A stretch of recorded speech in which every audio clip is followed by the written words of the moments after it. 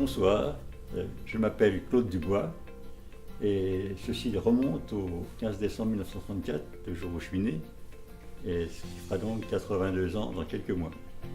Alors j'expose dans cette galerie 223 située à l'avenue du Général Leclerc à Nancy jusqu'au 26 novembre. Alors vous avez encore tout votre temps, mais ne le perdez pas tout de même, parce que vous auriez peut-être envie de venir plusieurs fois.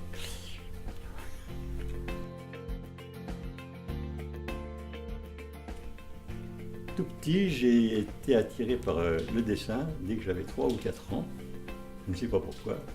Je pense que j'ai découvert un crayon et du papier et puis que j'ai vu qu'en faisant des traits dessus, ça m'amusait. Donc j'ai continué et je ne me suis jamais arrêté. Mes parents avaient dû m'acheter quelques numéros du journal de Mickey. Je regardais ça et j'y passais des heures. Mais à ce moment-là, je n'avais pas encore l'idée avec mon crayon de faire ce que je voyais dans les dessins, de les recopier. Mais je dessinais quand même toujours, mais c'était ma propre production. À l'époque, dans les rues des villes, il y avait quelque chose qu'il n'y a plus maintenant, ça faisait plein de chevaux. Et moi, les chevaux, ils me passionnaient. Et quand il y avait des chevaux en stationnement, j'allais les voir de tout près. Je regardais même en dessous, tout ça, je faisais le tour. Et je dessinais des chevaux, mais qui ne ressemblaient pas beaucoup à ceux que j'avais vus, bien sûr. Mais enfin, on voyait que c'était des chevaux. Après le journal de Mickey, je me suis rendu compte qu'il y avait dans les journaux pour adultes, et pour enfants aussi, des dessins tout seuls qui racontaient une histoire, en un seul dessin. Alors ça, j'aimais bien parce que je disais, je vais faire un dessin puis raconter en dessous, j'arriverai vite. Et je me suis passionné vraiment plus pour ça que pour les BD. Alors je faisais des dessins et j'en avais vraiment pas mal. Et puis je me suis décidé à aller les montrer à l'Est républicain, parce que l'Est républicain à l'époque publiait une fois par semaine une page complète de dessins réalisés par des journaux de Nancy. Et tous les 15 jours, je leur emportais une dizaine, mais pour l'instant, il n'y avait rien qui paraissait. Et il y a eu au bout d'un mois un dessin qui est paru. Malheureusement, il s'est passé quelque chose, c'est qu'au bout de 6 mois, l'Est républicain a cessé de publier cette page, du jour au lendemain. Alors voilà, je me retrouvais au chômage à 13 ans.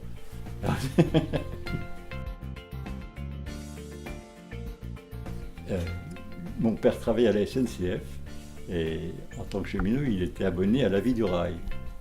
Toutes les semaines, il recevait La Vie du Rail et La Vie du Rail, de temps en temps, publiait un dessin humoristique. Et j'en ai eu un qui est paru, et alors là, sur une de ces mois, j'en ai eu un qui est paru. Puis alors après, ça m'a aussi relancé parce que je me disais, je vais tout laisser tomber, personne n'en veut, quoi. Et ils en ont publié un peu plus. Et puis petit à petit, le journal, au lieu d'en publier un de temps en temps, il en avait publié aussi une page par semaine. Alors de différents dessinateurs, mais alors nationaux. Et là, j'avais mes dessins qui passaient par là. Et petit à petit aussi, ils ont eu l'idée de demander à un seul dessinateur de faire toute la page avec un thème. Donc il y avait forcément les trains, plus un thème. Et alors moi, ça m'a tout de suite branché, et j'ai fait ça. Je me rappelle, la première fois, j'ai fait les 10 commandements du parfait voyageur.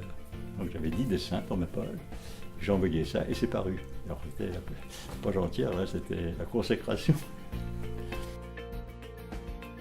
Et alors j'étais en même temps à l'époque aux Beaux-Arts. Et aux Beaux-Arts, on ne voulait pas, les profs ne voulaient pas savoir que je faisais ça. C'était vraiment quelque chose qu'il fallait rejeter, le dessin d'humour, la bande dessinée, interdit. Et alors aux Beaux-Arts, en plus, j'ai commencé à faire un peu de peinture. Alors là, ça a été aussi une découverte, parce que la couleur, je ne connaissais pas. Et vraiment, ça m'a fait un rôle d'effet, quoi, de servir de couleur. Et assez rapidement, j'avais des résultats corrects, quoi. Alors j'ai commencé à dessiner des chats parce qu'un jour on m'avait à brûle-pourpoint demandé d'en faire un, et comme ça sur un bout de papier au crayon, alors que j'en avais jamais dessiné de ma vie. Et je devais avoir à l'époque une douzaine d'années, 14 ans peut-être, je sais pas.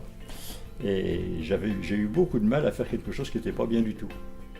Et bon, je me suis dépêché d'oublier mon dessin, mais en fait il m'est quand même resté dans la tête ce ratage. Et j'ai eu envie de l'améliorer. Et j'ai plus tard dessiné des chats beaucoup plus simples et qui me plaisaient, et qui plaisaient aussi aux personnes à qui je les montrais. Et donc ça m'a encouragé à faire des recherches dans ce sens-là. Et ça a été un prétexte à plein de recherches graphiques et picturales avec des chats très différents, mais jamais réalistes. Et jusqu'à présent, je ne peux pas compter combien j'en ai fait, mais j'en ai fait beaucoup. Et je n'ai pas l'intention de m'arrêter, sauf si tout d'un coup, j'en ai plus envie.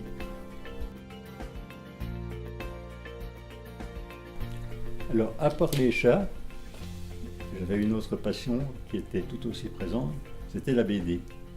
Alors j'ai commencé à en envoyer à des hebdomadaires pour enfants qui à l'époque pullulaient. Et il y en avait certains qui me répondaient que ça ne leur plaisait pas, beaucoup ne répondaient pas du tout. Et puis il y en a eu enfin un qui a dit oh, ben, c'est pas mal, on va essayer d'envoyer d'autres planches, un ou deux.